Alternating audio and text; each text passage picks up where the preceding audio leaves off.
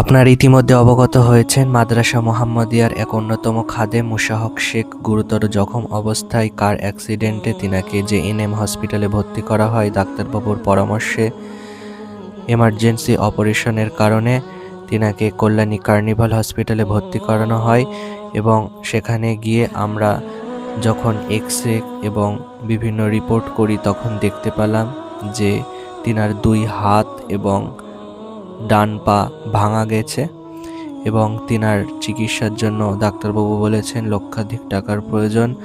এখন তিনার অপারেশনের জন্য আপনারা আপনাদের সাধ্য অনুযায়ী যে যেখান থেকে হোক আপনাদের হালাল রিজিক, হালাল রুজির টাকা, হালাল ইনকামের টাকা আপনারা এখানে দান করবেন এবং এই অসহায় দরিদ্র মানুষের পাশে থাকবেন ইনশাআল্লাহ।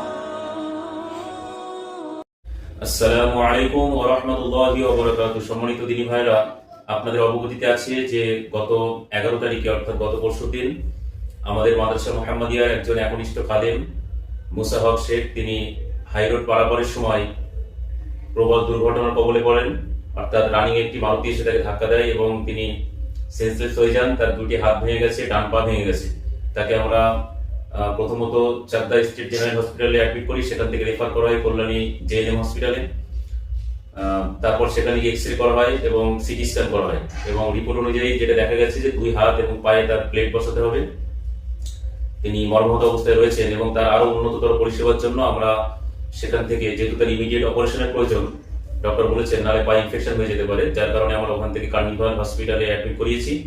আপনারা প্রত্যেকে তার জন্য খাস করে দোয়া করবেন এবং আপনারা জানেন যে তিনি হতদরিদ্র গরিব দুস্থ মানুষ।